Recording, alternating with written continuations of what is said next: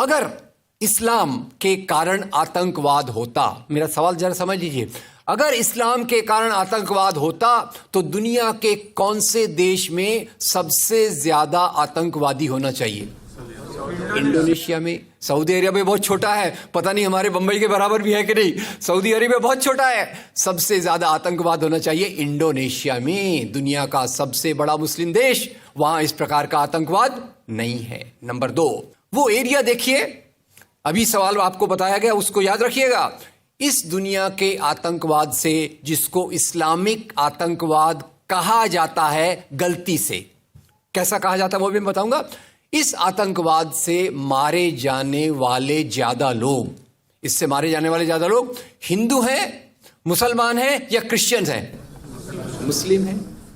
इस्लाम के नाम पे आतंकवाद है, सबसे ज्यादा कौन मारा जाता है? मुस्लिम। अब तीसरी बात का ख्याल कीजिए, किस एरिया में इसका लोकेशन है? This terrorism is located in which area?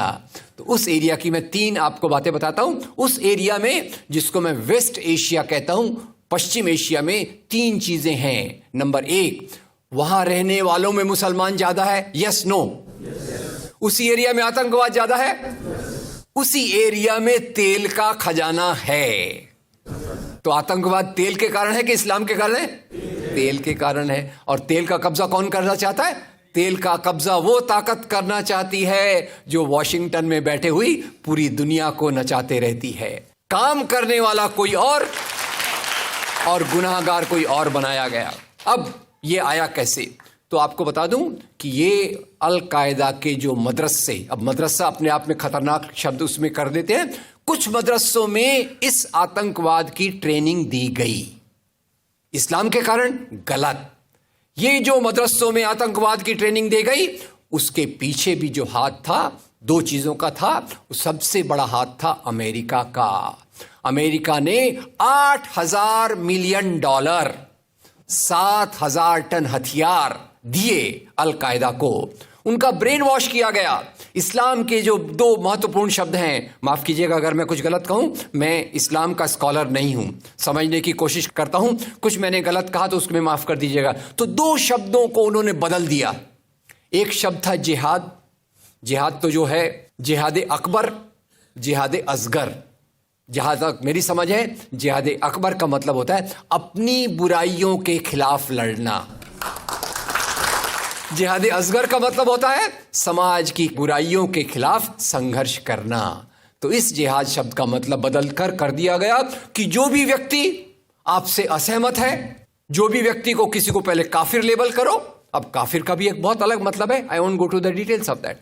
तो काफिर किसी को बोलो, उसको मारो, तो उसको जिहाद के नाम दिया गया। और ये ट्रेनिंग उन मदरसाओं में हुई जिसको अमेरिका ने पैसा दिया, अमेरिका ने सिलेबस भी दिया। और तो और मेरी समझ है, मदरसों में कुरान की ट्रेनिंग देते हैं। वो कैसे होना चाहिए वो आपके बीच में चर्चा का मुद्दा है, पर यहां जो ट्रेनिंग दी गई उसका सिलेबस वॉशिंगटन में बनाया गया। और खैर, ये क्यों बनाया गया उसके पीछे मैं पहले बहुत कोशिश करके, मेहनत करके लोगों को बोलता था ये अल कायदा इसके लिए बनाया गया। बाद में मेरे हाथ में एक बहुत अच्छी चीज आई। अब यूट्यूब में कई चीजें बहुत अच्छी हैं, कई चीजें खराब हैं। यूट्यूब के कारण हमारे कई नौजवान भटक भी रहे हैं, पर यूट्यूब की कुछ अच्छी चीजें आपको बताता हूं। यूट्यूब में आप सर्च कीजिएगा 3 शब्दों को, हिलरी क्लिंटन, अल कायदा, अमेरिका।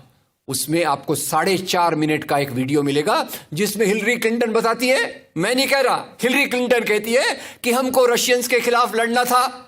हमारी फौजें जो वियतनाम से एकदम डिमोरलाइज होकर आई थी वो तैयार नहीं थी, तो इन एशिया के मुसलमानों के नौजवानों के कंधे पर रखकर हमने अपनी बंदूक चलाई। हमने अल कायदा खड़ा किया, हमारा काम हो गया, हम अपने हाथ धो लिए और हम अपने वापस आ गए। तो यानी हमने कैंसर के बीज डाल दिए, हम तो अपने देश में सुरक्षित हैं। उसका जो नतीजा भुगतना हो वो एशिया के लोग भुगते, वेस्ट एशिया के लोग भुगते। और उसी के साथ 9/11 के बाद, उसी के साथ अमेरिकन मीडिया ने एक सबसे खराब काम किया, the most anti human act in the history of Mankind. मैं पूरी जिम्मेदारी से ये शब्द कह रहा हूं। क्या किया था अमेरिकन मीडिया ने? अमेरिकन मीडिया ने धर्म को आतंकवाद से जोड़ दिया। मजहब जो मोहब्बत सिखाता है, मजहब जो इंसान को इंसान बनना सिखाता है, उस मजहब के साथ इन्होंने आतंकवाद को जोड़ दिया और एक शब्द बनाया पहली बार, इस्लामिक टेररिज्म। याद रखिए, दुनिया में आतंकवाद पहले भी हुआ है। याद रखिए आयरिश रिपब्लिकन आर्मी, याद रखिए खालिस्तान, याद रखिए नाथुराम गोडसे, याद रखिए इंदिरा गांधी का हत्यारा, याद रखिए राजीव गांधी का हत्यारा। आतंकवाद पहले भी हुए हैं, पर कभी भी मजहब को आतंकवाद के साथ नहीं जोड़ा गया। तो मैं मानता हूं अमेरिकन मीडिया ने अगर सबसे गंदा, सबसे एंटी ह्यूमन काम किया है तो इस जुमले का बनाना जिसको कहते हैं इस्लामिक टेररिज्म। अब इसके पीछे इस्लाम का कोई हाथ नहीं। जिहाद शब्द का मतलब बदल दिया गया और काफिर शब्द का मतलब बदल दिया गया। यहां से ब्रेन वॉश की एक प्रोसेस चालू हुई और इसी को मैं कहता हूं, ये प्रोसेस जो चालू की, ये प्रक्रिया एक कैंसर होती है। मेरा थोड़ा मेडिकल बैकग्राउंड है, मैं जानता हूं कैंसर शुरुआत में होता है, आपने ट्रीट कर लिया तो ठीक है, जब वो फाइनल स्टेज में जाता है तो पूरी दुनिया की बर्बादी करने पे तुल जाता है। और वही बात अलकायदा के साथ हुई।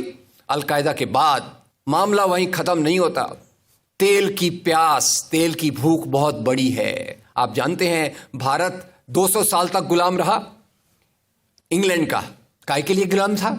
क्योंकि उनको यहां का कच्चा माल लूट कर ले जाना था।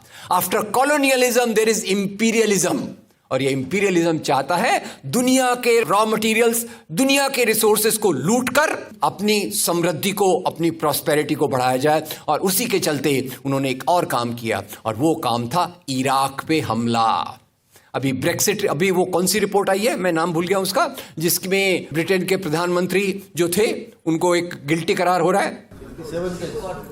वो रिपोर्ट में पहले उन्होंने तय कर लिया कि हमको इराक पे हमला करना है, बाद में आर्ग्यूमेंट ढूंढते रहे कि भाई कौन सी बात पे हम इराक पे हमला करें। तो बोले अरे इराक के पास तो वेपन्स ऑफ मास डिस्ट्रक्शन है। उस बात पे लंबी बहस चली और यूनाइटेड नेशंस, जिसको अमेरिका ने अपने जेब में रख लिया है, उसके सहारे से उन्होंने इराक पे हमला किया। और वो इराक पे हमले के कारण जो वहां की आर्मी स्ट्रक्चर था, जो फौज का स्ट्रक्चर था, वो डिस्टर्ब हो गया। एक तरफ से वो डिस्टर्ब हो गया, दूसरी तरफ से अलकायदा की आइडियोलॉजी आई और इन दोनों को मिलाकर आईएसआईएस बना।